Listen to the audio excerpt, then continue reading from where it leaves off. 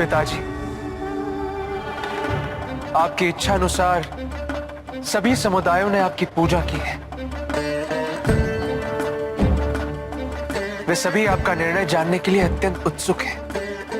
मुझे सभी भक्तों की पूजा विधि स्वीकार्य है, किंतु कोई विधि किसी से श्रेष्ठ नहीं, किसी की भी भक्ति किसी से श्रेष्ठ नहीं।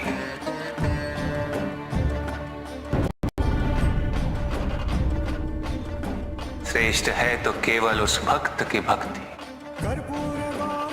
जो इस क्षण भी मेरी पूजा कर रहा है। प्रभु, वो कौन सा भक्त है?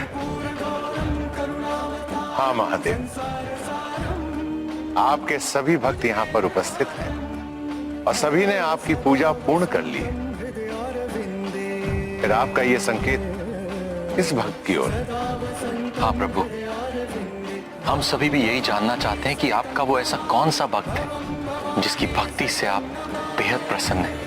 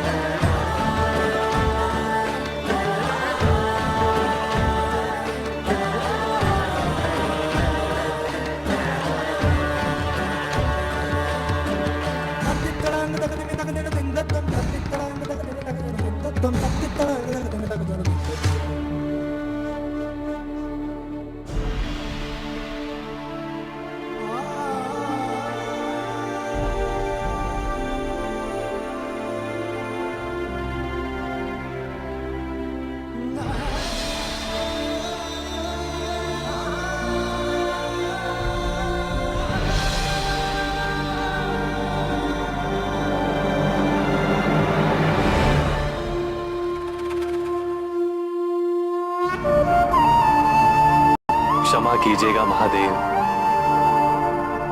आपकी पूजा आरंभ ही करने वाला था कि मेरी दृष्टि इन दोनों पर पड़ी। तन ढकने के लिए वस्त्र नहीं थे। इस बालक ने कब से आहार ग्रहण नहीं किया है। आपको अर्पित करने के लिए मैं जो भी लाया था मैंने इन्हें समर्पित कर दिया है। किंतु आपने इन्हें जो कुछ भी अर्पित किया वो मुझे ही अर्पित हुआ है नारायण। यही तो है मेरी सच्ची उपासना। संसार से दीनता, भूख और हिंसा को दूर करना। भेदभाव भी हिंसा ही है, किसी का अनादर भी हिंसा है, किसी की उपेक्षा भी हिंसा है।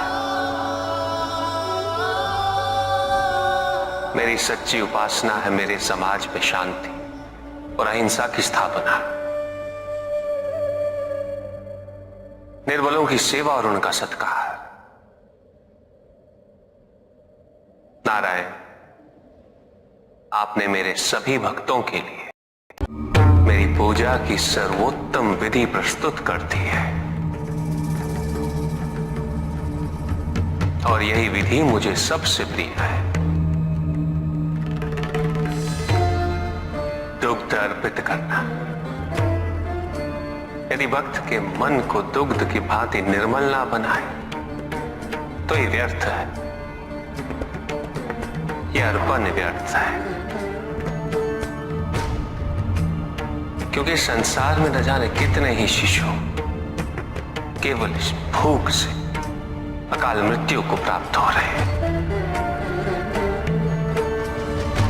ऐसे में दुग्ध अर्पित करने का उचित स्थान मेरा विग्रह नहीं, अपितु वो शिशु है जो निराश्रित है और उपेक्षित है। जब तक इस संसार में कोई भी शिशु भूखा है, समझ लो कि मैं भूखा। और मेरी क्षुधा तभी शांत होगी जब उस निराश्रित शिशु को आहार मिलेगा,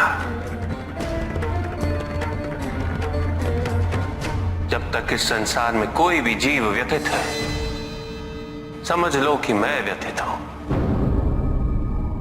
जब तक संसार में अन्याय और भेदभाव है,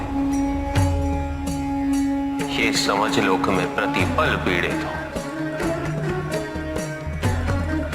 संसार की शांति में ही मेरे मन की शांति।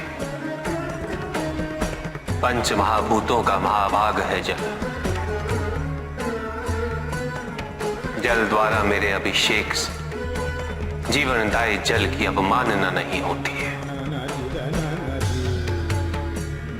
क्या ये जल का सर्वोत्तम उपयोग है? क्या श्रद्धा और विश्वास को प्रकट करने के लिए जल का अर्पण पर्याप्त है? क्या निर्जल पूजा करने से मैं मन की भावनाओं को महत्व नहीं दूंगा?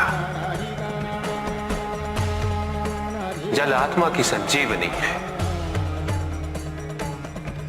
असंख्य मनुष्य व जीव जंतु जल के अभाव में जीवित रहने के लिए विवश रहते हैं। न जाने कितने व्यक्ति जल की एक बूंद के लिए तिरछित रहते हैं। ऐसे में जब नदी की भांति जल मुझ पर अर्पित किया जाए, मुझे पीड़ा होती है। जल शरीर का संचालक है। यदि मेरे भक्त इसे जीवन सुरक्षा हेतु अर्पित करेंगे, मैं तब भी मदद हो उठूंगा। बेलपत्र मुझे अति प्रिय है। ये मेरा संताप हरते हैं। धतूरा मुझे प्रिय है। ये मुझे शांति देता है। किंतु यदि संसार शांति का युद्ध क्षेत्र बना रहेगा, मेरे स्वजनों के बीच सदैव महायुद्ध छिड़ा रहेगा,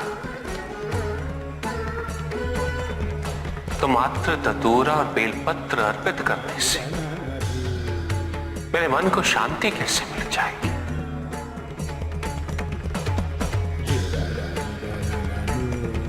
मेरी पूजा संपन्न कैसे हो जाएगी? उपासना में यदि मेरे जैसे हो जाने का भाव है, तो मेरी सच्ची उपासना है। यदि उपासना का भाव मेरे लोग और मेरे समीप आने की कामना है, तो सच्ची पूजा और भावना है। तुम मन में स्मरण करो, मैं सुनता हूं। तुम मन में मुझे पुकारो, मैं आता हूं। मुझे कुछ नहीं चाहिए। यदि तुम मन को शिवमय बनाते हो, तो वही मेरा शांति से परिपूर्ण कैलाश है। वही मेरी सुंदर काशी, वही मेरी उज्जैनी है। कौन सी विधि, कैसी विधि?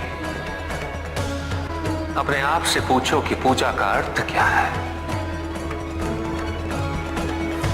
पूजा तो केवल एक माध्यम है मुझ तक पहुंचने का, मुझसे जुड़ने का, मुझसे एक होने का। किंतु जो मुझे ही विभाजित कर दे, वो मुझसे एक कैसे हो सकता है? कैसे जुड़ सकता है मुझसे? जो अपनी भक्ति के मार्ग को औरों के मार्ग से श्रेष्ठ समझे, उसकी पूजा में सदैव अहंकार विद्यमान होगा। पूजा करने के लिए श्रेष्ठता का नहीं, समानता का भाव आवश्यक है। समानता केवल उनमें ही आ सकती है जिनका मन अपने आराध्य के प्रति समर्पित हो। क्या पूजा साधनों पर आश्रित है? सामग्री पर आश्रित है, विधि पे आश्रित है, या भक्त के भाव पर, उनके विचारों पर।